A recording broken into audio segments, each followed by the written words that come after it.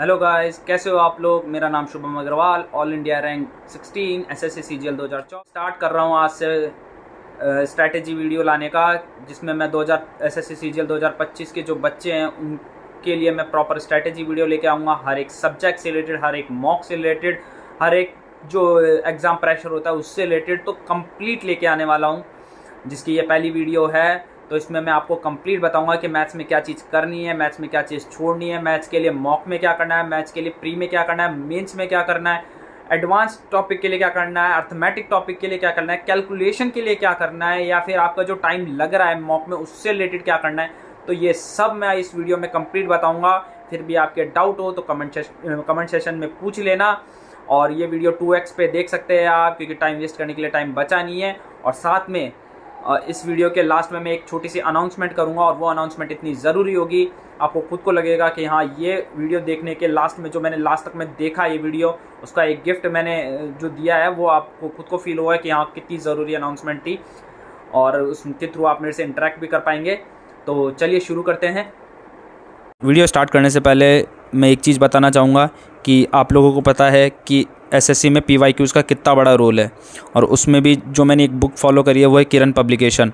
अब तो किरण बहुत एडवांस लेवल पे चले गए, एआई बेस्ड इनेबल्ड हो गए, जिसमें आप क्वेश्चन का शॉर्ट सॉल्यूशन या मतलब शॉर्ट ट्रिक भी सीख सकते हैं और उसका सॉल्यूशन का अच्छे से एनालिसिस भी कर सकते हैं। और अभी ये 2018 से लेकर 2025 का जो सीजीएल टियर 2 है वहाँ तक की अपडेट बुक भी आपको मार्केट में मिल जाएगी या इनके ऑनलाइन स्टोर पे मिल जाएगी। एक एक फॉर्मूला दे रखा है, सारे चैप्टर्स जितने भी हो रखे हैं, लगभग 8000 प्लस क्वेश्चन इसने फ्री प्रैक्टिस आपको ऑनलाइन दे रखे हैं। और इसका फ्री वीडियो सॉल्यूशन भी आप इनके लर्निंग एकेडमी पे जाके अच्छे से सर्च कर सकते हैं, और इनके जो हार्ड क्वेश्चन होते हैं वो भी ये इजीली सॉल्व कर सकते हैं। तो अगर एसएससी की पीवाईक्यू बुक देख रहे हो तो आप किरण की ओर देख सकते हैं, बहुत प्यारी बुक है। जैसे कि आपको पता है कि लगभग 2 से ढाई महीने रहे हैं सीजीएल प्री आने से पहले, और उसके 2-3 महीने बाद मेंस आ जाएगा। तो कंप्लीट प्री और मेंस दोनों के लिए मैं बता दूँगा कि आप अभी से क्या करें कि आपका प्री और मेंस दोनों की तैयारी साथ में हो जाए। ठीक है, तो मैथ्स ऐसा सब्जेक्ट है जहाँ पे आप स्कोर छोड़ ही नहीं सकते। यहाँ पर मैं कुछ ऐसे लगा दूंगा जिसमें कट ऑफ के बारे में सब कुछ दे रखा है कि 2024 की कट ऑफ क्या जा रही है, 2023 की कट ऑफ कितनी जा रही है, और 2022 की कट ऑफ कितनी गई है। लगभग 2024 की कट ऑफ 154 गई है। तो तुम समझ सकते हो कि मैथ्स, रीजनिंग और इंग्लिश में तो तुम्हें स्कोर पूरे में से पूरे लाने के ट्राई करना चाहिए, और उसके बाद जो नंबर बचते हैं वो तुम्हें जीके में लेके आने हैं। और उसके बाद ये तो केवल प्री की बात है, और मेंस में तो तुम देख रहे हो कट ऑफ कितनी जा रही है, 335 कुछ जा रही है, 390 में। अगर पूरे में से पूरे तुम 3 सब्जेक्ट में ला रहे हो तो भी तुम्हारे जीके में भी तुम्हें 20-25 नंबर चाहिए। तो समझ रहे हो, तो तुम्हें इन 3 सब्जेक्ट पर तो कमांड करनी है। और उसके लिए मैं पहली जो सब्जेक्ट है वो मैथ्स में आज लेके आया हूँ। तो मैथ्स में तुम्हें अब जो नए बच्चे आ रहे हैं, जिनको अब लेके आ रहे हैं, मतलब अभी जो नए बच्चे स्टार्ट हो रहे हैं, तो उनके लिए तो मैं सीधा सी एक ही बात कहूँगा, जो आप स्टार्ट करें महीने भर पहले स्टार्ट कराए या फिर अभी स्टार्ट करने वाले, तो वो उनका मेन टारगेट 2026 रहना चाहिए। 2025 के लिए वो ज़्यादा ट्राई ना करें, क्योंकि ये 2-3 महीने की तैयारी से वो 2025 का प्री बाई चांस क्या पता निकालने पर मेंस में वो खेल नहीं पाएंगे, क्योंकि वैकेंसी इस बार 10,000 के अंदर बता रहे लोग। तो ये थोड़ा मुश्किल हो जाएगा। अगर कोई एडवांस बच्चा ही हो जो कुछ करना ही चाहता हो तो वो कर सकता है। बाकी मेरी एडवाइस यही है 2026 को चले। और लेकिन जो वो पहले बच्चे हैं जिनका कोर्स कंप्लीट हो गया है, जो कोर्स कंप्लीट होने वाला है, तो उनके लिए मैं प्रॉपर वीडियो रहेगा, इसमें प्रॉपर मैं बताने वाला हूँ कि क्या कुछ करना है। सबसे पहली बात, आपका अगर सिलेबस कंप्लीट हो गया है तो एक एक टॉपिक लीजिए, उससे रिलेटेड क्वेश्चन लगाइए। अब क्वेश्चन कहाँ से लगाने हैं वो मैंने बता दिया है। किरण पब्लिकेशन की बुक लेनी है, उसमें जो क्वेश्चन लिखे हुए हैं वो सारे के सारे आपको क्वेश्चन लगाने हैं। यानी एक टॉपिक से रिलेटेड कम से कम 100 क्वेश्चन लगा देने। जैसे कि आपको पता है मैथ्स पूरा का पूरा खेल प्रैक्टिस का है। जिसकी जितनी ज़्यादा प्रैक्टिस होगी, जितनी ज़्यादा कॉपी भरेगा, जितनी ज़्यादा पेन खाली करेगा, वो उतना ही आगे मैथ्स में जाएगा, उतने उसके डाउट्स क्लियर होंगे, उतने उसकी सिली मिस्टेक्स कम होगी, उतने उसके मॉक्स में नंबर बढ़ेंगे।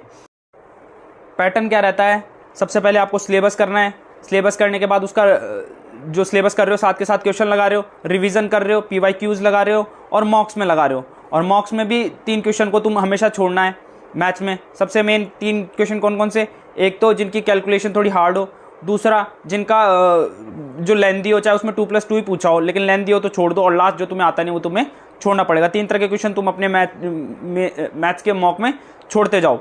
ठीक है, अब जब तुम्हारा सिलेबस कंप्लीट हो चुका है तो तुम्हें क्या करना है, रिवीजन करना है। एक एक टॉपिक को रिवीजन के लिए लेना है, उसका रिवीजन करो, उससे रिलेटेड जो तुमने नोट्स बना रखे उसको प्रॉपर देख लिया, फिर उससे रिलेटेड क्वेश्चन लगा लो। ऐसे करते करते तुम्हें सारे टॉपिक करने हैं, और साथ में जैसे 6 दिन में जो तुमने किया वो 7वें दिन रिवीजन करना है। सबसे मेन है रिवीजन, जितना ज़्यादा रिवीजन, जितने ज़्यादा मॉक, उतने ज़्यादा सिलेक्शन के पास जाओगे, ठीक है। और 3 पार्ट में मैथ्स होती है, एक होती है एडवांस, एक होती है अर्थमेटिक, और एक होती है कैलकुलेशन। अब आज के टाइम पे जो है एडवांस और अर्थमेटिक दोनों का लेवल इक्वल हो गया। ऐसे नहीं है कि आप इसको छोड़ दो और वो कर लो, क्योंकि आपको 50 में से 50 लाने पड़ेंगे। अब 50 में से 50 लाने के लिए दोनों को बैलेंस बना के चलना पड़ेगा, कि कहीं अगर स्ट्रीम का क्वेश्चन आ रहा है तो वो भी करना पड़ेगा, कहीं ज्योमेट्री का क्वेश्चन आ रहा है तो वो भी करने पड़ेंगे। सबकी जो ट्रिक्स होती है वो भी सीखनी पड़ेगी। कौन सा बेसिक, और बेसिक अप्रोच कभी नहीं भूलना है। क्या है कि जब एग्जाम देने जाओगे उसका प्रेशर इतना ज़्यादा होगा कि आप जो अच्छी टेक्निक है ना वो तुम्हारी धरी की धरी रह जाएगी। अगर तुम्हारी बेसिक अप्रोच अच्छी है ना तो तुम अच्छे खासे ले जाओगे। मैंने पहले की वीडियो भी डाली थी, तो लोगों के एक जो मैंने डाउट सुने थे, जो कमेंट में डाउट आए थे, वो रिवीजन से रिलेटेड ही थे। आप लोग कर क्या रहे हैं, आप टॉपिक पढ़ लेते हो, उससे रिलेटेड क्वेश्चन लगा लेते हो, फिर नेक्स्ट टॉपिक पे चले जाते हो, फिर उससे रिलेटेड क्वेश्चन लगा लेते हो। तो ऐसे ही आप कर रहे हो। तो आपने जो पहले जो टॉपिक पढ़े थे उसका रिवीजन आप कर नहीं रहे, तो रिवीजन करो। मेनली आप जो गलती कर रहे हो ना वो रिवीजन में कर रहे हो, ठीक है। मैं एक बार अपने बारे में बता दूं कि मैंने क्या किया था मैथ्स के लिए। मैंने एक ऑफलाइन कोचिंग करी थी मदर्स एजुकेशन से, वहाँ पे एक राहुल सर थे, मैंने उनसे मतलब कंप्लीट मैथ्स पढ़ी थी, ठीक है। उसके बाद मेरे बेसिक वगैरह सब कुछ क्लियर हो गए थे, लेकिन मेरे लॉकडाउन के दौरान हुई थी मैथ्स। तो क्या है कि मतलब 3-4 टॉपिक हो गए, फिर लॉकडाउन लग गया, पर मेरी मैथ्स अच्छी थी उस टाइम भी। फिर भी लेकिन ऐसा होता है ना कि नए क्वेश्चंस बन रहे हैं, तो फिर मैं क्या करूँ, फिर उसके लिए मैं क्या करूँ, फिर उसका तो कोई इलाज नहीं है ना कि मैं वापस जाके ऑफलाइन जाके कोचिंग करूँ, ये तो पॉसिबल है नहीं। तो इसलिए मैंने क्या किया कि फिर मैंने गगन सर से पढ़ा, फिर और भी टीचर से पढ़ा। तो मेनली मेरा ये पूरा सीन रहा था जब मैं ऑनलाइन, जब मेरी प्रिपरेशन चल रही थी, तो मैथ्स मेरे इनके थ्रू ही पूरा कवर हो गया। और मेरे को फिर ज़्यादा मैथ्स में मैंने उसके बाद कोई कोर्स भी नहीं लिया, मतलब कभी लिया ही नहीं किसी भी टीचर से, एक बार ऑफलाइन कोचिंग के बाद। तो मैथ्स में मेरा ये रहा था, और उससे मेरे स्कोर आप देख सकते हो कि मेरे प्री में भी फुल आउट टू फुल थे, मेंस में मेरे फुल आउट टू फुल है। मेरे 3-4 साल जब मैंने प्री दिया उसमें मेरी लगभग 1-2 नंबर का ही करते थे, तो वहीं भी फुल आउट टू फुल थे। तो ये मैथ्स का पूरा रहता है कि इतना कैलकुलेशन में करना क्या है, केवल 3-4 चीज़ें याद रखनी है। जो मेरी पहले की वीडियो देखी हुई है, जिसने देख रखी है उसको तो पता है, और जिसने नहीं देखी उसके लिए मैं बता देता हूँ।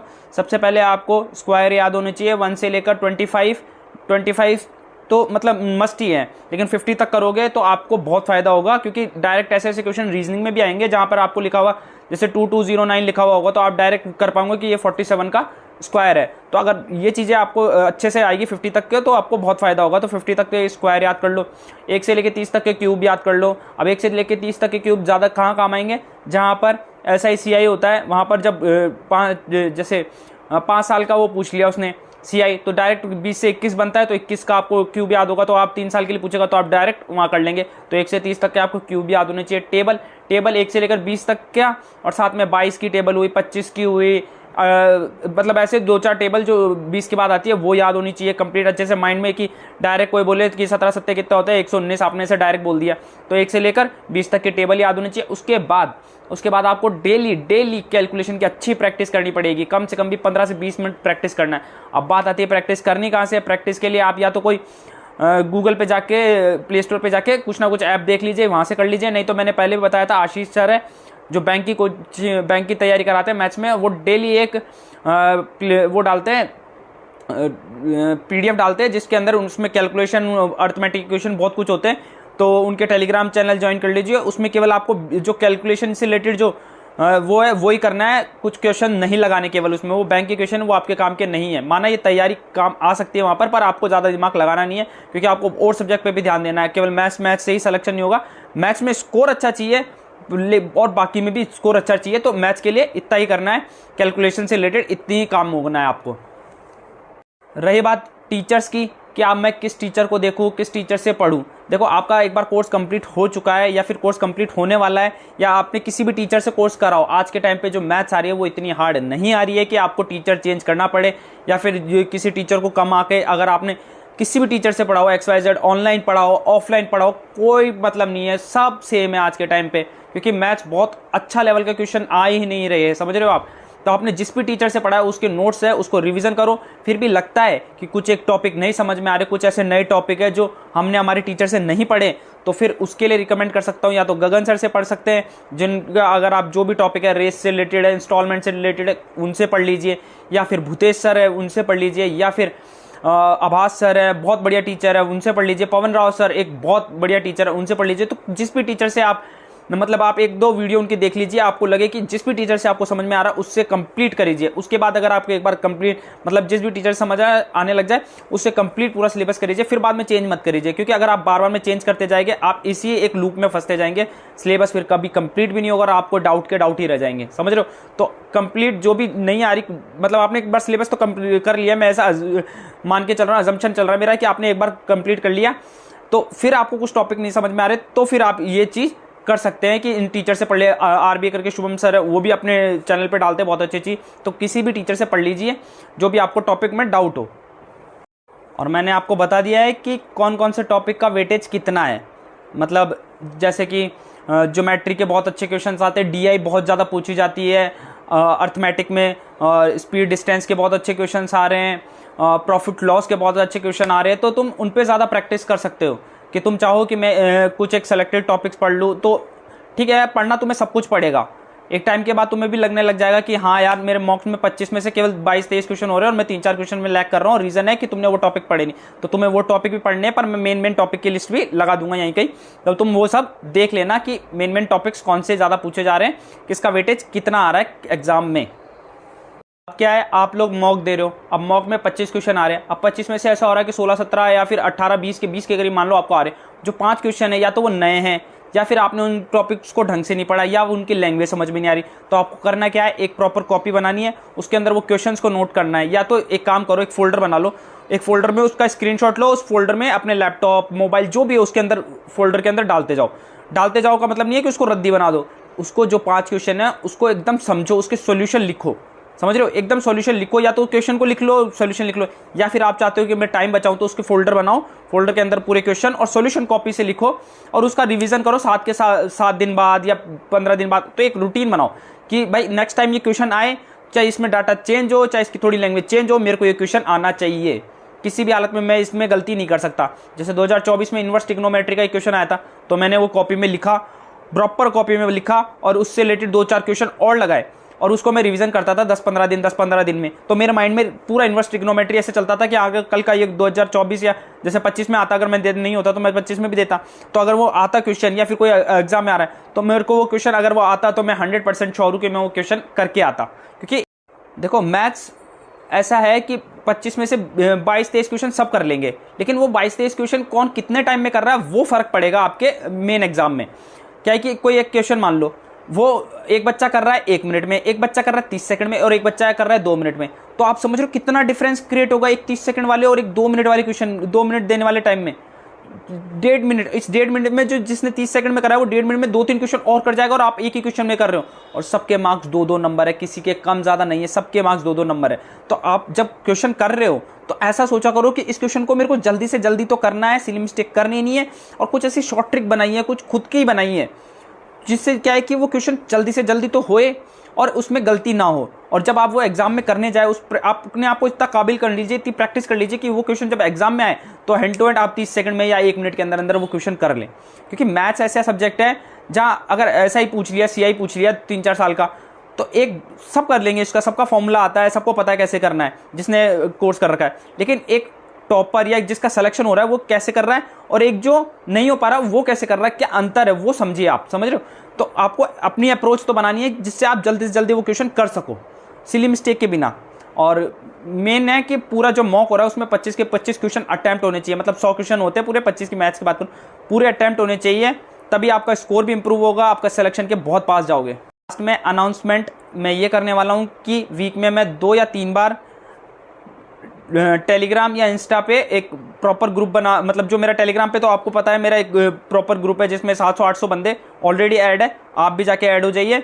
तो उसमें मैं ग्रुप कॉल करूंगा जिसमें कुछ लोगों को 1 घंटे का लगभग मैं ग्रुप कॉल करूंगा जिसमें बच्चों को चांस दूंगा, मतलब कि वो कुछ ऐसे डाउट्स पूछे जो उनके चल रहे हैं, जिनके कारण वो अटक रहे हैं, तो वो डाउट पूछा, अगर मेरे पॉसिबल होगा, मेरे को अगर उसका जवाब पता होगा, अगर मैं आपकी हेल्प कर पाऊंगा तो मैं उस डाउट का बिल्कुल जवाब दूंगा। तो मैंने सोचा है कि वीक में 2 से 3 बार आपसे इंटरेक्ट कर पाऊँ, जिससे आपके डाउट्स अगर मेरे पॉसिबल होगा तो मैं उसका सोल्यूशन भी दे पाऊँ कि आप कहाँ गलती कर रहे हैं और कहाँ इम्प्रूवमेंट कर सकते हैं। तो ये एक अनाउंसमेंट मैंने रखी है और इसकी शुरुआत में जो भी होगा मैं अपने टेलीग्राम पे आपको प्रॉपर बता दूंगा। तो टेलीग्राम से जुड़ जाइए और जो भी होगा उसमें टेलीग्राम पे मैं अपना अपडेट देता रहूँगा, ठीक है। और बाकी चैनल को सब्सक्राइब कर लीजिए और आने वाले टाइम पे मैं इसमें और भी स्ट्रेटेजीज लाऊंगा। और सॉरी गाइस, मैं जो बच्चे मेंस की मांग रहे वीडियो मैं नहीं दे पा रहा। रीज़न है कि अभी प्री वाले बच्चे भी आ गए, प्री पे ज़्यादा फोकस करूँ, मेंस में मेरे को खुद को नहीं समझ में आ रहा। और खासकर मेरा डीवी भी अभी आने वाला है कुछ दिन में, तो उससे रिलेटेड भी मैं डॉक्यूमेंट बनाने में लगाऊँ, तो सॉरी उसके लिए। पर मैं ट्राई करूँगा कि इस चैनल पर हर दिन एक वीडियो डालूँ। पॉसिबल तो नहीं है पर मैं ट्राई ज़रूर करूँगा। तो थैंक यू, मिलते हैं अपनी नेक्स्ट वीडियो में।